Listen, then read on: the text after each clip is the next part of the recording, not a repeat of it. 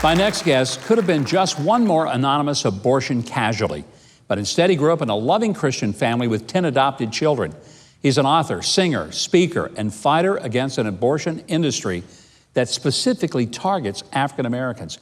Would you please welcome Ryan Bomberger? Ryan, great having you here. Great to be here. Thank you so very much. I think the obvious beginning point is to talk about what brought the pro-life movement into your life and made you so passionate about saving unborn lives. My birth mom experienced the horror and the violence of rape, and yet still gave me the incredible gift of life and gave me the gift of adoption. And so that's why I'm so passionate about the issue of life, defending every human life, because none of us control the circumstances of our conception.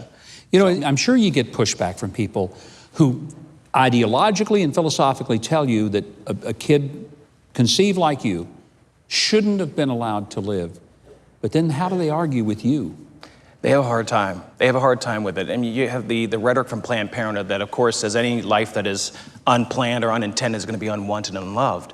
But yet, my parents shattered the myth of the unwanted child. Yeah. They loved all of us. They loved me. In fact, I was the first one. So they adopted me, and then every year is a new flavor added to the family.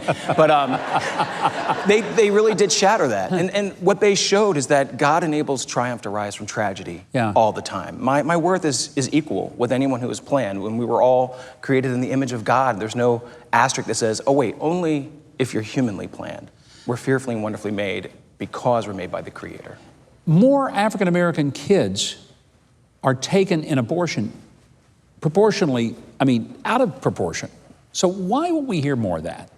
You know, it's tragic. In fact, one of the first things that we did, my wife and I started the organization called the Radiance Foundation. And one of the first things we did, we decided to take two of the easiest topics possible, race and abortion, and combine them. Yeah, those aren't controversial. Not at all. About that, yeah. And we launched this in Atlanta, 60 billboards that actually dealt with the hugely disproportionate impact of abortion in the Black community, where, as you said, more Black babies are aborted than born alive in New York City, the home of Planned Parenthood. And so we launched this, and Planned Parenthood didn't know what to do with it. Of course, the left went, apoplectic over it. But we were highlighting the fact that abortion is the #1 killer in the Black community. And yet you hear, Black Lives Matter, Black Lives Matter. Well, they matter in and out of the womb. Yeah. So. You know, it's also interesting, the history of Planned Parenthood, founded by Margaret Sanger. She was a racist, a eugenicist. She was anti-human. I mean, and this is what happens when you think that you're supreme above someone else. And so Planned Parenthood still celebrates Margaret Sanger. Every year they give out what's called the Maggie Award for those who help to, promote the work of Planned Parenthood, which is abortion. We all know that. We've seen some pretty big legislation in states like Alabama, Georgia, Missouri lately, where basically abortion is being, for all practical purposes, outlawed. Are there any downsides? Downsides to saving and valuing every human life? I would say heck no. Yeah. Okay, good. Every human life matters. Yeah. And I love the fact,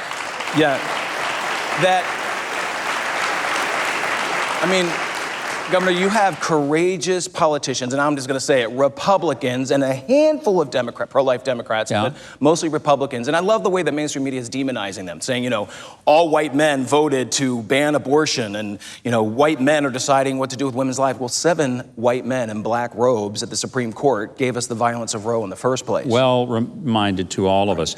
You speak on a lot of college campuses, sometimes not so popularly.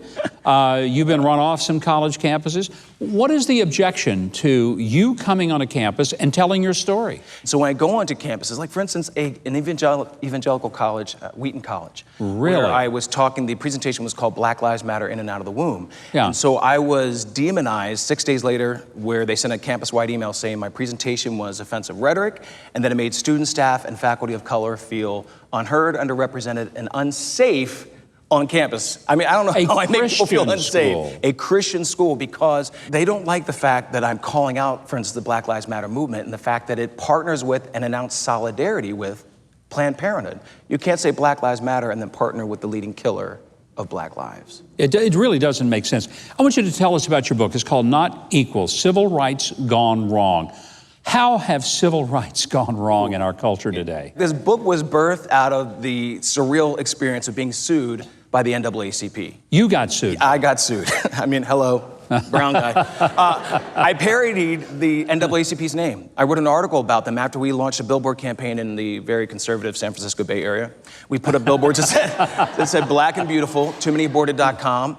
And so we were denounced by the ACLU, denounced by Planned Parenthood, and then we were denounced by the NAACP that said our campaign was horribly racist. So I wrote an article about them and about their radical pro-abortion positions and their partnering with Planned Parenthood. And I called the article the National Association for the Abortion of Colored People. Ooh, they didn't like that. No, they didn't like it at all. And they sued you over that. They sued me, they sued the Radiance Foundation, and 2 years in federal court over a free speech issue. I mean, not only free speech, it was honest free speech, but Alliance Defending Freedom represented us, and we prevailed, and we won. And so this book is birthed. Good. They're a great organization to help people who otherwise would be out there in no man's land. Yes. I'm so grateful for that. Ryan, I'm grateful for you. I want to tell you, I hope people will get your book because you're an articulate, thoughtful, bold individual, and you're going across the country and making a huge difference, not just for life, but for talking straight to people, not just on Christian campuses, but secular campuses where maybe they're not all that happy to hear what you have to say, but it's hard for them not to hear your story because it's your story and it's powerful. You can find out more about Ryan Bomberger and the Radiance Foundation, including this book, Not Equal, Civil Rights Gone Wrong.